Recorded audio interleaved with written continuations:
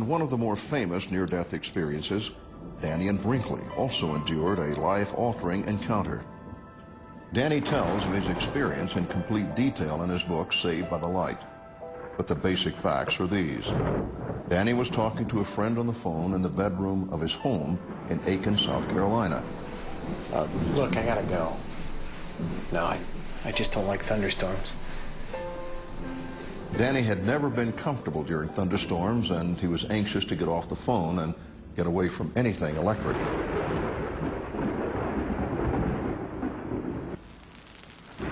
Suddenly, there was an explosion in his ear. Danny was jerked out of his shoes and hurled back into the bed, his body shattered almost beyond recognition.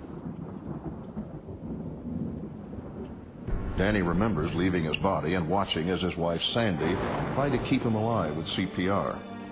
Once he dropped back into his tortured body, but not for long. Soon he was out again, watching the medical technicians desperately trying to save his life.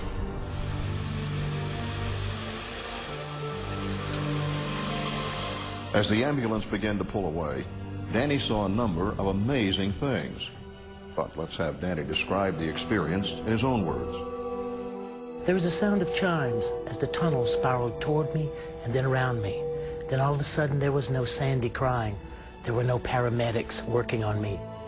There was no ambulance radio chatter. There was just me and the tunnel. I looked ahead into the darkness. There was a light up there.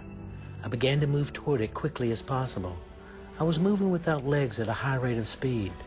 Ahead the light became brighter and brighter until it overtook the darkness and it left me standing in a paradise of brilliant light. It was the brightest light I'd ever seen, but it was soothing to my eyes. I looked to my right and could see a silver form appearing like a silhouette through a mist. As it approached, I began to feel a deep sense of love that encompassed all the meanings of that word. It was as though I was seeing a lover, a mother, a best friend, and multiples 1,000-fold. This being engulfed me, and as it did, I began to experience my whole life, feeling and seeing everything that had ever happened to me.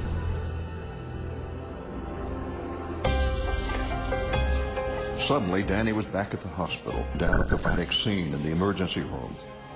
The ambulance attendants had done their best to try and revive him, but they had given up. And now as he watched, the doctors finally gave up and pulled the sheet over his head, pronounced him dead, and pushed the gurney out into the hallway. The next stop for Danyan was the morgue.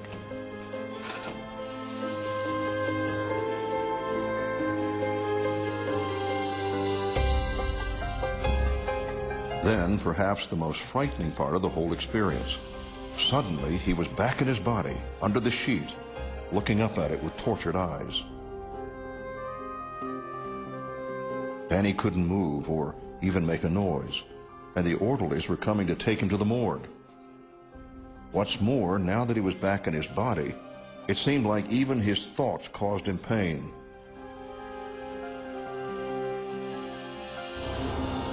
He saw shadows through the sheet and hoped they would notice, because he did the only thing he could do. He blew on the sheet from underneath.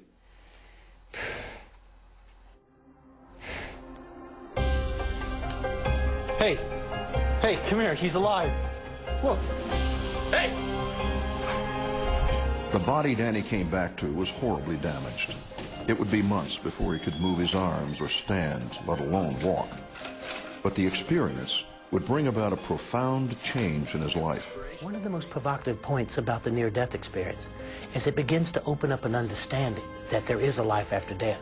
Not only is there a life after death, there is a system by which we leave this world to enter that one.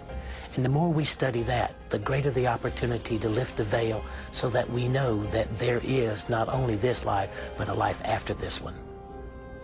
From my personal experience, I know there's a life after death. Why?